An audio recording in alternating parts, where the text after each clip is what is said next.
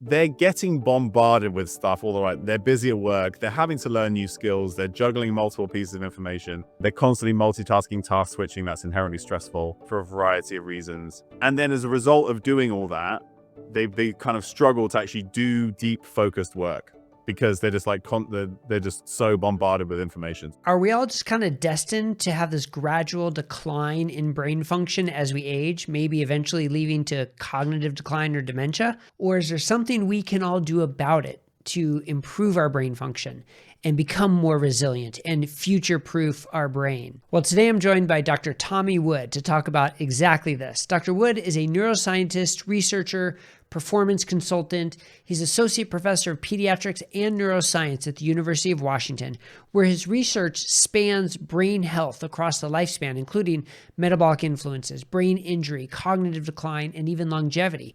And he's published extensively and lectures globally on brain health, metabolism, physical performance, and lifestyle. And he also consults with professional athletes, including Formula One drivers and digital health organizations. Dr. Wood's unique background blends science, clinical training, performance coaching, and real-world lifestyle intervention strategies. He holds degrees from the University of Cambridge, University of Oxford, and a PhD in physiology and neuroscience from the University of Oslo. He's also co-host of the Better Brain Fitness podcast and author of the upcoming book, The Stimulated Mind, Future-Proof Your Brain from Dementia and Stay Sharp at Any Age, which comes out March 24th, 2026. So in this interview, we talk about his work, about his book, and about his concept of how dementia is not a foregone conclusion, how we can take control of it, and how we can use various lifestyle factors and his 3S framework to help future-proof our brain. So I hope you enjoy this interview with Dr. Tommy Wood. Dr. Tommy Wood, welcome to Metabolic Mind. It's great to see you again. It's so great to see you too. I'm really excited to be here with you. Yeah, and I'm thrilled to have you here on Metabolic Mind. I know I've had the opportunity to interview you for other podcasts in the past, and I've seen you at so many conferences, but here to have you at Metabolic Mind because that's what we're going to talk about, the mind. And so let's jump in, and right away, I want to know what you think is the biggest conception that medicine kind of as a whole gets wrong when it comes to brain health, especially brain health as we age. Yeah, I think there's probably maybe there's two that are related, but I think that are really important. So the first is not just medicine. I think it's society in general has this idea. It's kind of been baked into our consciousness, that as we get older, we are destined to decline, and that there's nothing that we can do about it. And those two things are intimately linked. And I would argue that we have good evidence that the former isn't true, that actually at pretty much any age, we have the capacity to significantly alter our cognitive trajectory and improve cognitive function.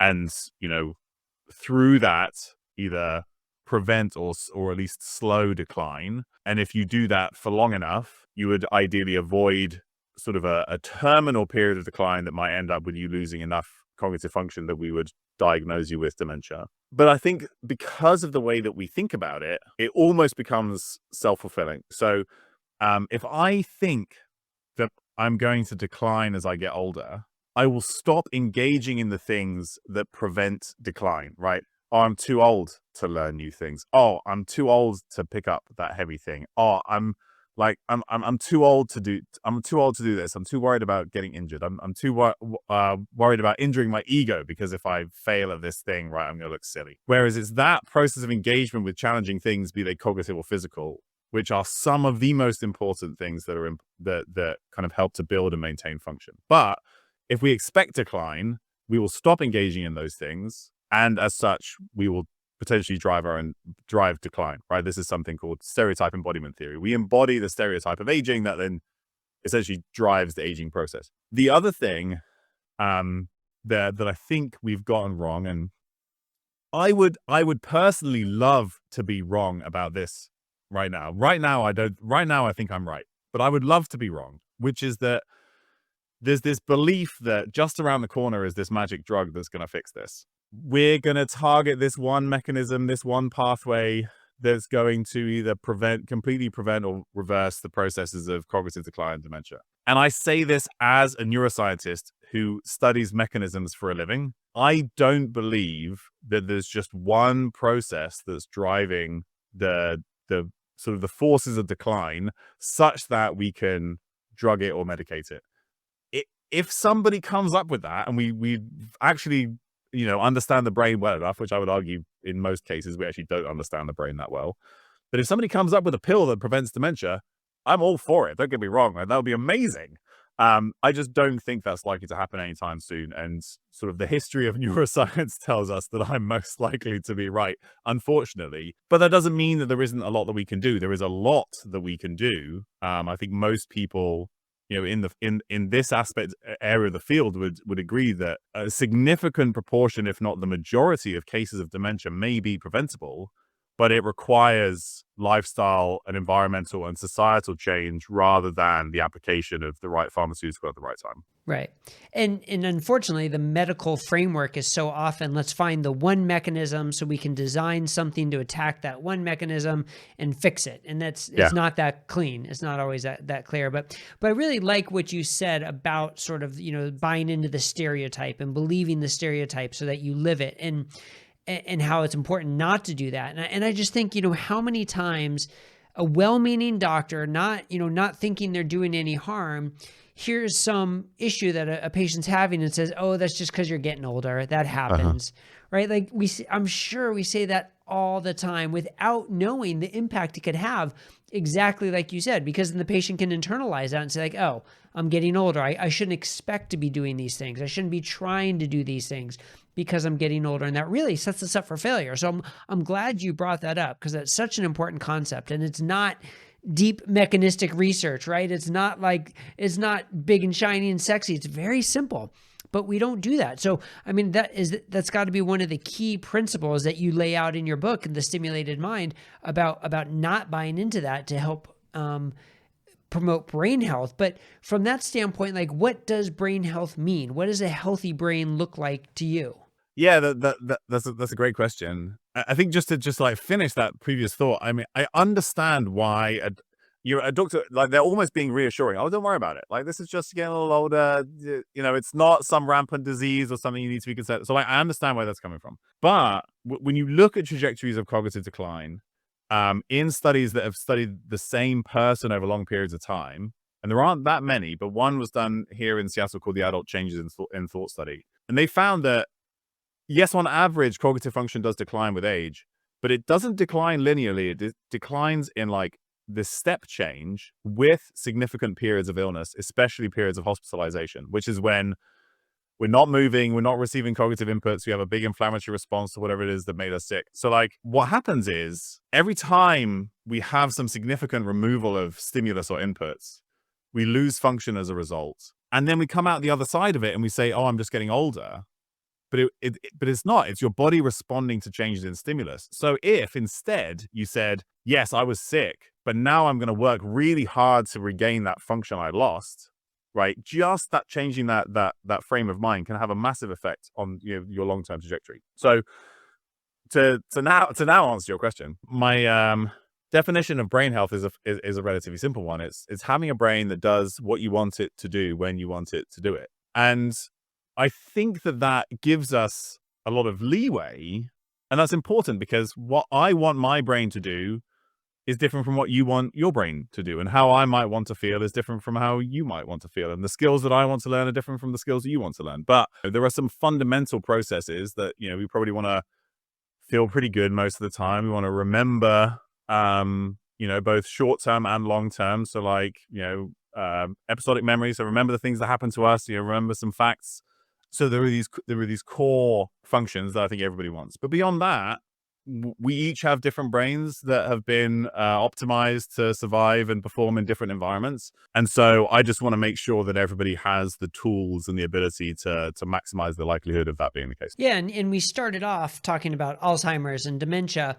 But as you say in your book, and I like how you phrase this, that's one part of it, but it's also in society, we're now bombarded with information overload. So how do we handle that? How does our brain handle that information overload? And as technology changes, we need to learn new skills and how to interact with this new technology. And that's important. So, there's dementia on one side of the spectrum, but then there's functioning within a rapidly changing society on the other end of the spectrum. So I think that was a really important point to make, because it's not just black and white. You have dementia or you don't, right? There's areas of functioning as well. Yeah. So comments about that?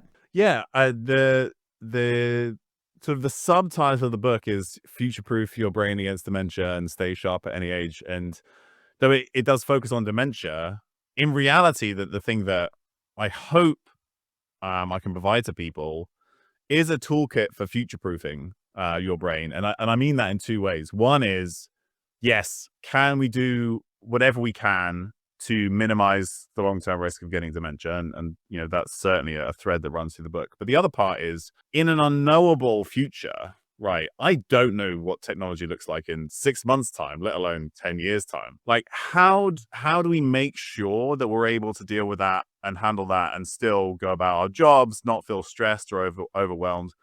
And I think that's really kind of the core goal, is how do we perform today and feel good today, and then have a toolkit that allows us to continue to perform and feel good in the near future, as this unknowable world of technology comes towards us. So a few things that I kind of talk about are, yes, some aspects of technology. So I don't think that we need to throw the entire baby out with the bathwater, because that we've seen several examples of where technology can actually be beneficial from a cognitive function standpoint. So in older adults who spend more time using technology, and especially it's complex new skills they have to learn, right? Using a computer, programming languages, using new social media platforms they've never used before. That's actually associated with improvements in cognitive function, especially on the social media side, especially if it increases the amount of social contact they have, because they weren't having as many social contacts previously. So we give them new opportunities to interact with people, even if it's online. There seems to be a net benefit there. That's not the same for younger people who are only interacting online, right? That's a net negative, but it can be a net positive. Like, we see elements of particularly video games, complex, multisensory, sort of open world video games where we explore, solve problems, have to respond quickly to the environment and inputs, learn new motor skills to kind of run the controller. Those actually significantly improve cognitive function in randomized controlled trials in young people and in old people. So we can use these things as complex cognitive stimuli that can be beneficial, but at the same time, we do run risks if we spend so much time in the digital world that we're not sleeping, we're not eating a nutritious diet, we're not moving our bodies, we're not interacting with real humans in real life, right? So we have to kind of fit them into this bigger picture. And then something else that we have to acknowledge is that because of the vast volume of information that we have to deal with, our cognitive function is probably going to change, or the way that we use our cognitive function is probably going to have to change in line with that. So one good example of this is some studies done by Betsy Sparrow. They were used to define the Google effect, so in these original studies, what they did is they had them learn information, and then they had them store it in a computer. And if the people thought the computer had stored this information so they could come back and access it again later, they were less likely to remember the information itself and more likely to remember where the information was stored. But that doesn't mean that their memory isn't working. They've just remembered something different. Because if you're now required to remember much more information, you have to figure out a more efficient way to kind of use that memory. And I think that's okay. So we'll see more and more examples of this where we'll just, the same cognitive functions are still important. We'll just kind of shift how we use them in relation to technology. And we'll kind of use technology to kind of help bolster those functions. That's not good or bad. It's just, we're adapting to the new kind of technological landscape. The final piece of that, which now always comes up, is AI and large language models and other sort of generative AI tools. And I think we have to think about them in the same way. So when you engage your brain in a specific function, networks in the brain get activated.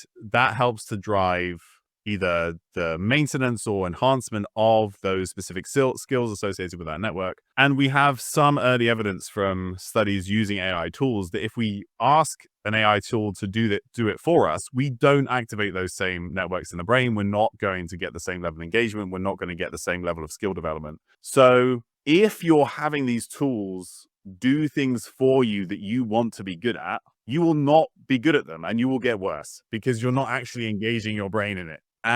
But you can use them to kind of enhance what you're doing. So what we might call cognitive orthotics. This is, you write the essay, you write the presentation, you do the work, but then you say, hey, Claude, what could I have done differently? What could I add here?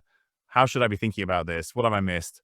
And then you use its response and you integrate it yourself back into the piece of work. That then could result in a better overall piece of work, and you've engaged your brain and you've actually done it. So it's all going to come down to, across all these different aspects of technology, it's all going to come down to what are we engaging with?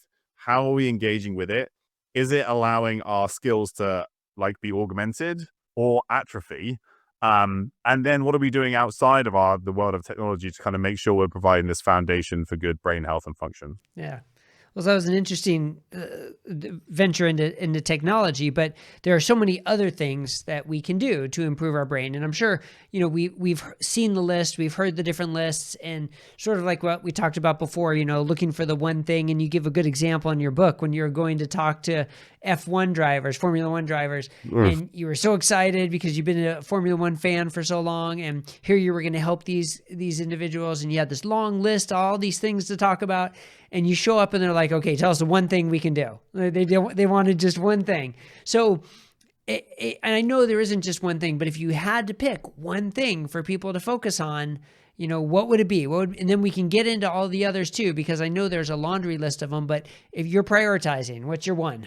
Yes. So there's a few different ways that I approach this. And so maybe after I give you a couple of answers, we can get into a framework that I think we can use to figure out what the one thing is for us individually. But in terms of what I see most commonly in, say, midlife working age adults, 30s to 50s ish, what they tend to need more of is either social connection, social interaction, or rest and recovery.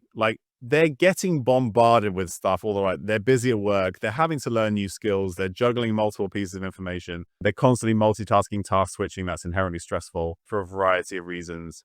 And then as a result of doing all that, they kind of struggle to actually do deep focused work because they're just they're just so bombarded with information. So for them, structured rest and recovery periods during the day, so just giving yourself a break, stepping away from work, could be a very brief period of meditation, could be a walk outside, could be literally anything that doesn't require you to think about work, even for just a few minutes, quickly allows the brain to recover.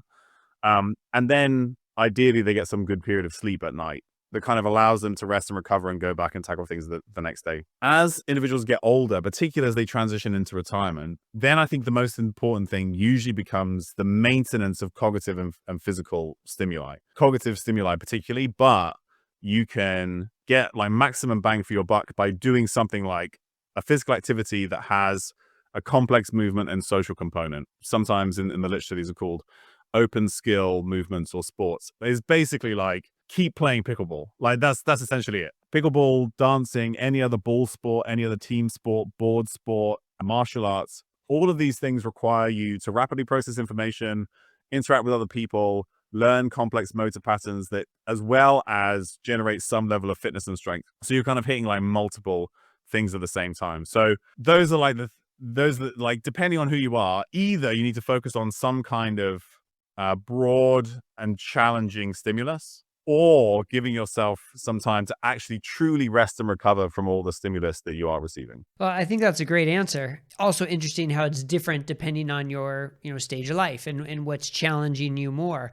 Now, what you didn't mention in that is nutrition. Mm-hmm. And, here at Metabolic Mind, we talk a lot about nutrition. And nutrition is obviously very important for health in general, for metabolic health and brain health. So not that you're saying it's not important, but I was curious that wasn't, number one. So why is that? So it's not that it's not important. The reason why I would maybe frame that in this conversation with you is that I think that the people listening to that have probably already got that fairly well sorted. So then other things come to the fore. But this is absolutely where I think a framework is useful, because different things are going to be most important for different people. So the framework that I present in the book, and the kind of the whole book builds to, is the 3S model, and the 3 S's are stimulus, supply, and support. So the basic premise is essentially, I've kind of alluded to, that how we use our brains, I think, is the primary driver of how those brains function. And so we want to be really careful with continuing to stimulate our brains, hence the book is called The Stimulated Mind, with a wide variety of complex cognitive stimuli, including like deep focused work, as well as learning new skills, various cognitive challenges. So all the different sports that I mentioned, languages, music, social interaction, anything that really requires you to sort of like work hard with your brain in like focused chunks. That is what drives neuroplasticity, drives learning, drives the structure and function of the brain. When you stimulate a part of the brain, either a region or a network of regions in the brain that's sort of like connected to do a specific function, then that area of the brain needs more blood flow. So we know in order to have a dynamic and reactive brain, we need good vascular health. So contributors to vascular health, obviously including everything around metabolic health, but also physical activity, particularly aerobic exercise, anything that sort of contributes to or affects cardiovascular health plays a big role here. We also need a supply of some kind of energy substrate, right? You want those parts of the network, parts of the brain to do their job. They're going to need some energy. So that could be glucose, could be ketones, could be lactate, but that's going to require good energy regulation. So this is where metabolic health obviously overlaps massively with cardiovascular health, but metabolic health then critical to the supply of regular energy to the brain. And then you also need a supply of the nutrients that sort of either run the system or form the structures, the relevant structures in the brain. So omega-3 fatty acids, B vitamins, precursors to phospholipids like phosphatidylcholine, serine, ethanolamine. We know that magnesium, zinc is really important. There's various antioxidant polyphenols and vitamins, so vitamin C, vitamin E,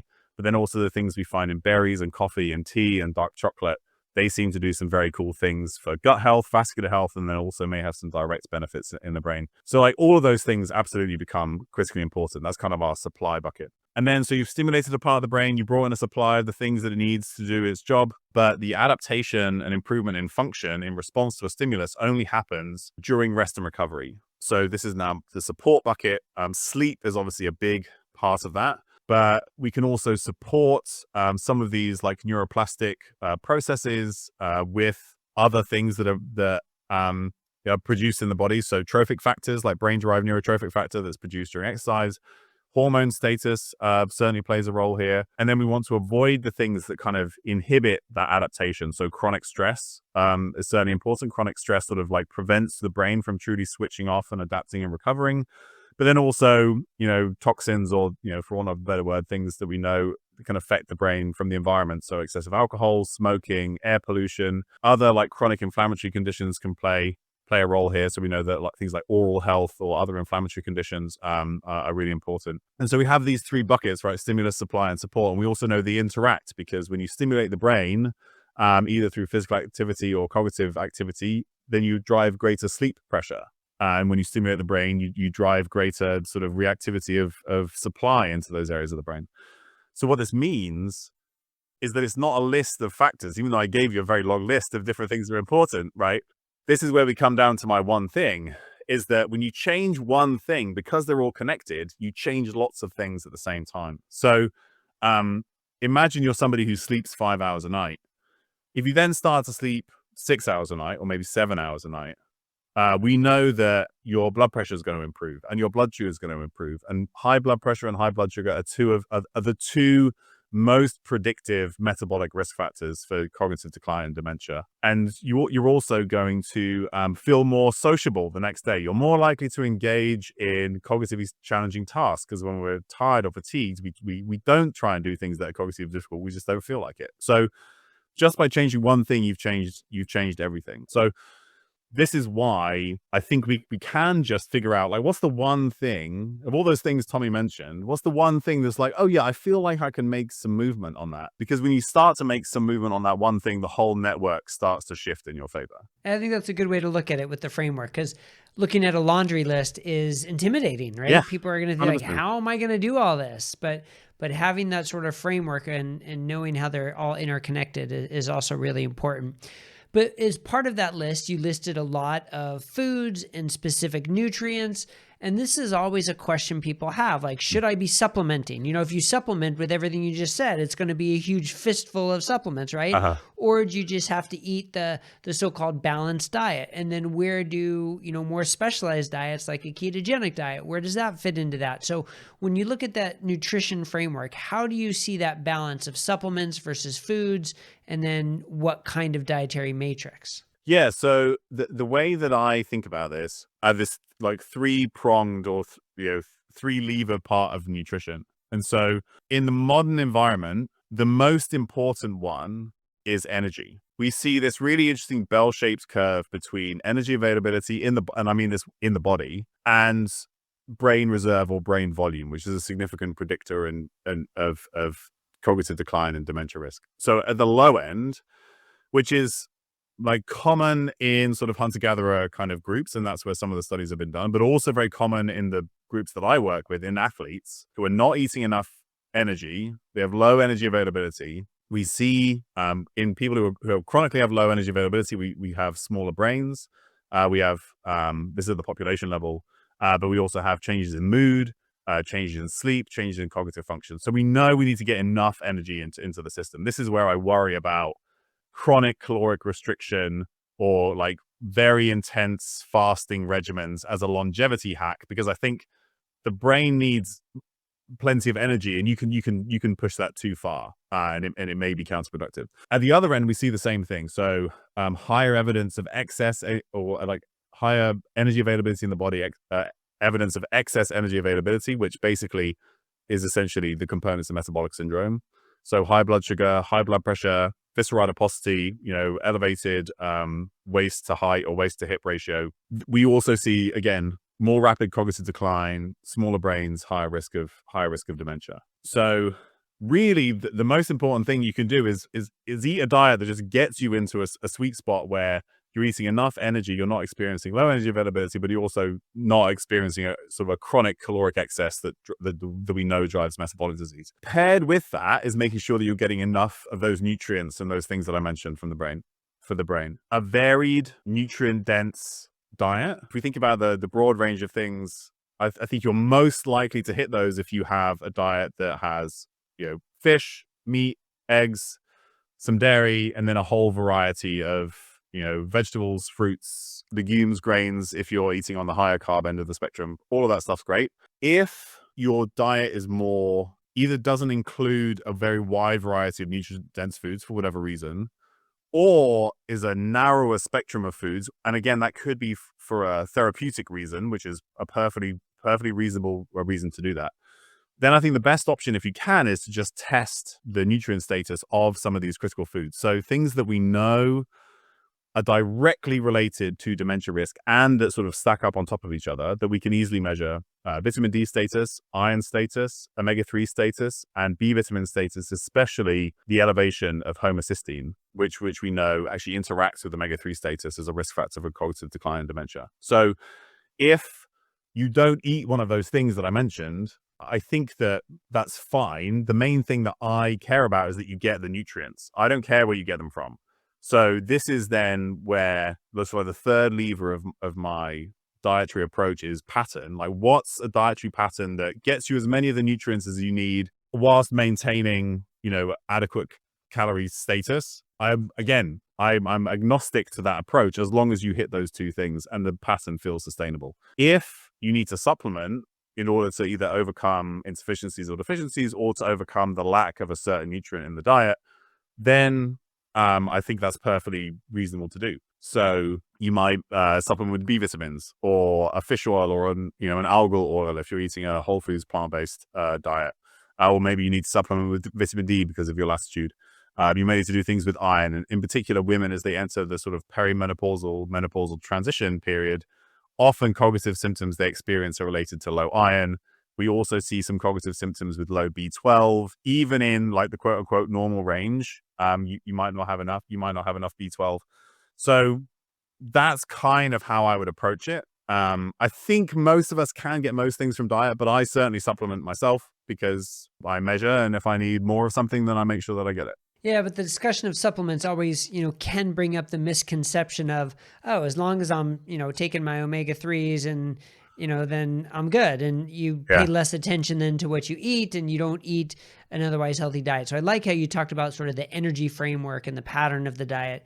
Mm. And then that's what sort of dictates what you supplement or not. It's not the other way around of starting with the supplement. So I think that's really a crucial aspect of that. The other part of it, and just because like we don't know everything. So if you're trying to hedge your bets, there's this really interesting idea. It may have been first suggested by Jeffrey Bland, but there's this thing that they call the dark matter of nutrition, which is basically like we only know about 10% of what's in foods, which means that there's like another 90% of like different compounds and things that we just don't know what they do. But where we have evidence for it, the whole food that provides a given nutrient seems to have a better, a better reduction in risk, say for a chronic disease, than the supplement itself. It doesn't mean the supplement isn't helpful, but like omega-3s are the best example. Regular seafood consumption, it seems to be a stronger protective factor against dementia risk than supplementing with omega-3s. There are absolutely trials where they supplement with omega-3s and they see improvements in omega-3 status, and that's associated with improvements in cognitive function. So supplementation can work. But there's a whole bunch of other stuff in seafood, like some of which we know, antioxidants like astaxanthin, selenium, iodine, right? There's a ton of stuff that's really important. But there's a whole bunch of other stuff in there that's probably doing something, and that could be some of the signal of benefit. We just don't know what it is yet. And what about, how does the recommendation change for someone depending on their risk status? So someone who has a family history of dementia, or someone who has, ApoE4 gene, or compared to someone who doesn't have any of that? Is it just sort of intensify more or less, or does the framework change at all? So luckily, at least right now, the framework doesn't need to change at all. So I think what we know so far is that ApoE4 is a risk multiplier. It's not an increase in baseline risk. So there are other studies like this. Is a big study in Finland that looked at this, and several other studies have now explored this, where you seem to get greater benefit from these protective factors, or a greater increase in risk from risk factors if you have ApoE4. But if you then attend to those, you get greater benefit because you're offsetting that increase in risk. So that includes low quality diets. So that's been found with like omega-3 fats. It's been found with antioxidant polyphenols in the diet. We've seen it with high alcohol intake, sedentary lifestyles. Like some studies show that people with ApoE4 get greater benefit from physical activity. And then there are other studies that suggest that a more intensive treatment of cardiovascular disease risk, so this was actually using a combination of statins and antihypertensives, has a bigger benefit in terms of dementia risk in those who have ApoE4. So all of that to say that if you know what your risk, if you can think about the things we've talked about and think about like what might my personal risk factors be, addressing those is still the most important thing to do if you have ApoE4, and you will, all the evidence suggests you may have an outsized benefit because you're sort of mitigating some of that increase in risk. Other studies have shown that if aside from ApoE status, if you look at polygenic risk, so now polymorphisms across hundreds or thousands of genes that can sort of increase or decrease your dementia risk, again, adherence to sort of healthy lifestyle factors, diet, physical activity, sleep, that kind of stuff, benefits everybody regardless of their baseline genetic risk. And then the final piece, the family history, there have been some similar studies that show that, like regardless of your family history, you still see a lower risk with a better sort of lifestyle and environmental factors. But one critical piece there might be to think about like your family history isn't just your genes. a lot of what comes with family history is shared environments and shared like lifestyle practices. So if you do have a family history of dementia, a good place to start is to think, what are the things that I am exposed to or that I do that my family member did who had dementia, and could those be the places to start, because that could be some of that shared risk. And so important, because I think so many people think a family history or an ApoE4 status is a foregone conclusion. Yeah. And there's nothing you can do about it because it's pre-programmed. But as you said, you even get more benefit from doing those interventions. So, Yeah. so important. Well, now let me ask about ketones, the specific role of ketones, either from a ketogenic diet or exogenous ketones, MCT, however you get your ketones, because we know eating better is going to help. Yeah. Right? Getting your nutrients is going to help. Not having an energy toxicity is going to help. Ultra processed foods, refined carbohydrates, not eating those is going to help.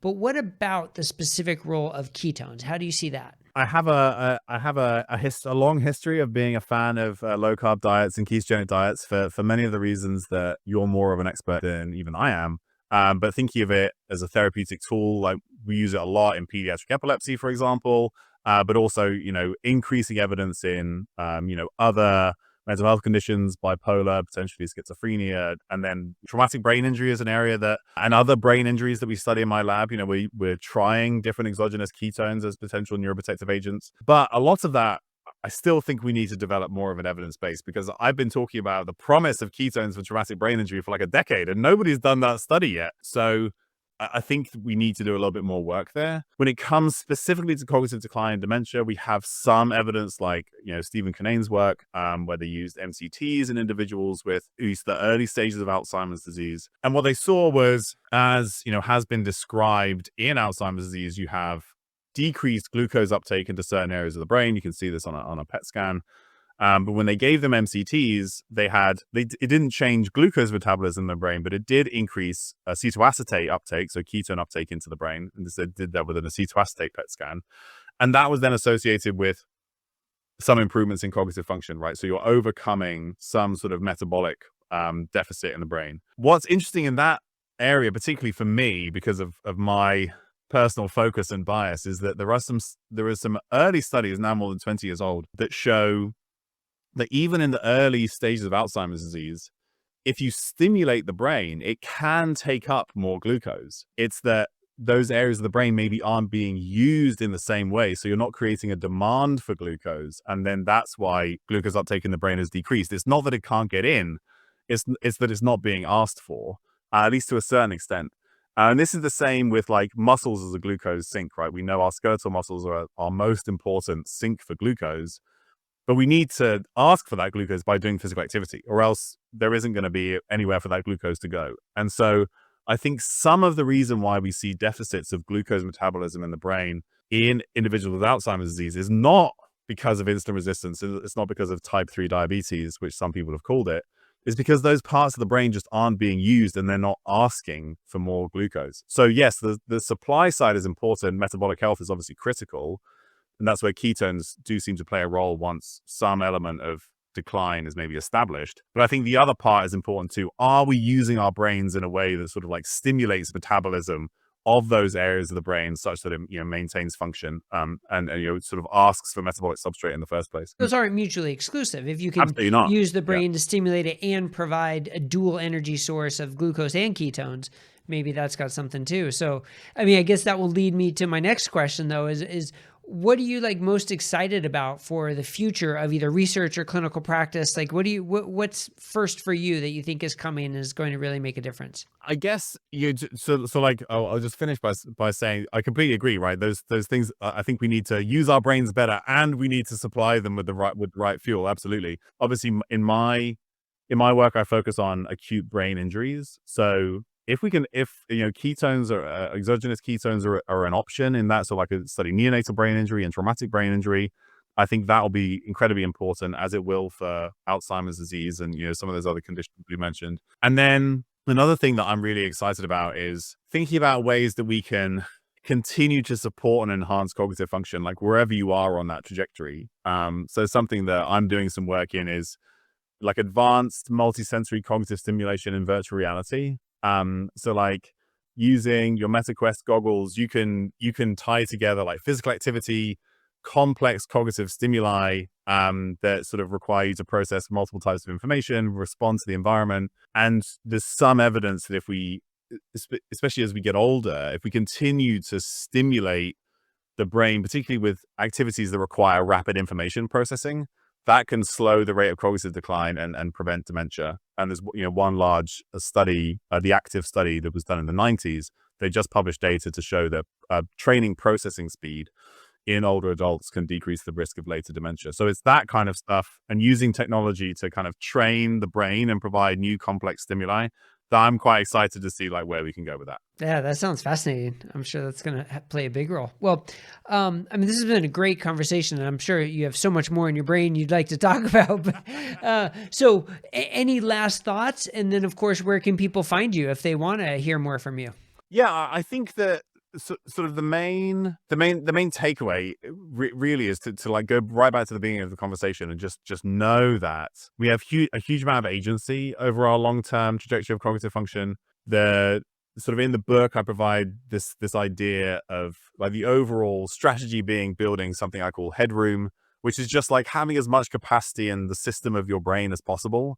And we build that by, challenging ourselves and, you're providing all those stimuli that we talked about, and then sort of like individual tactics that kind of help support that strategy include all the physical activity and sleep and social connection and all that kind of stuff. But just knowing that by continuing to engage these things, that's going to be the primary determinant, and we have a ton of control over that.